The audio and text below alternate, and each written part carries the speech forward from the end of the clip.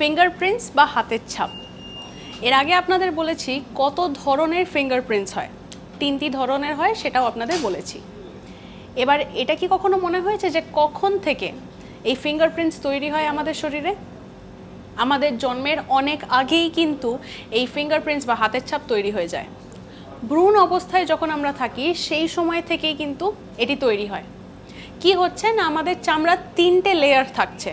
এই 3টে লেয়ারের মধ্যে মাঝের যে লেয়ারটি রয়েছে সেটা বাকি 2 লেয়ারের চেয়ে অনেক তাড়াতাড়ি বেড়ে যায়, যে কারণে এটা একটা এবড়ো খেবড়ো একটা প্যাটার্ন বা এরকম একটা ডিজাইন হয়ে যায়। এইভাবেই কিন্তু তৈরি হয় আমাদের ফিঙ্গারপ্রিন্টস।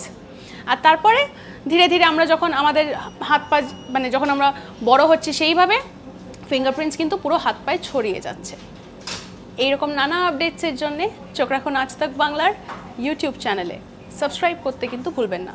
এই সংক্রান্ত আরও আপডেটস আপনারা যদি জানতে চান তাহলে কমেন্ট সেকশনে কিন্তু লিখে জানাতেও ভুলবেন না। আমরা রয়েছি হোয়াটসঅ্যাপেও ফলো করতে ভুলবেন না এবং সঙ্গে রাখুন আজ তাক বাংলাকে।